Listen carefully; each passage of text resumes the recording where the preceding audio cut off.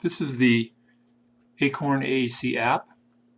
It has a couple of modes of operation, but the core mode of operation is a word tree where you construct sentences one word at a time, and the application does some word prediction and has a sense of what you've selected in the past. There are ways to begin your sentence by choosing an item from the shortcuts over here on the left. I'm going to choose starters to provide a trunk to my tree, and then I have a number of leaves on the outside I can use to choose among for words for my sentence. So phrases, sentences are built one word at a time. If I click on I, then I'll click on want. Want. A.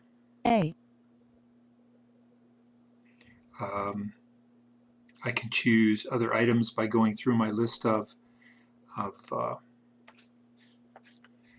shortcuts. So I'm going to choose a banana just to get this done quickly. The buttons up here are to delete one word at a time, or this bubble down here allows me to say the whole sentence. I want a banana. I want a banana. And the other icons on this screen take me away from this layout of shortcuts, word tree with trunk in the center.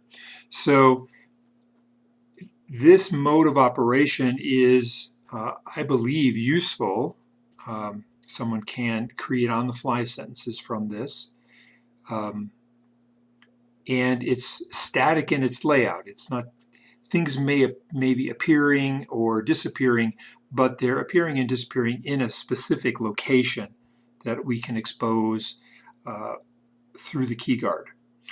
The other icons down here take me away from this layout, and they don't add any additional functionality to this usage mode. So they are things that can be ignored for the development of our key guard. So I think this approach of exposing these shortcut buttons that can then be scrolled through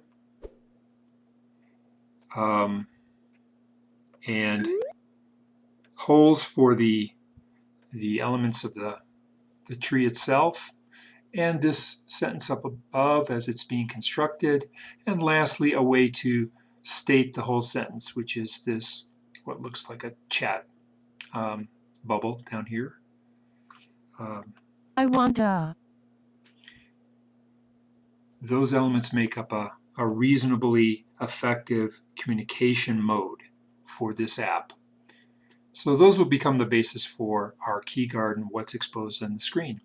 So while it's not a grid, which is clear, there are not rows and columns, the elements are not arranged at 90 degrees to each other as they would be in a grid, it's still possible to develop a key guard for this app using the freeform key guard designer.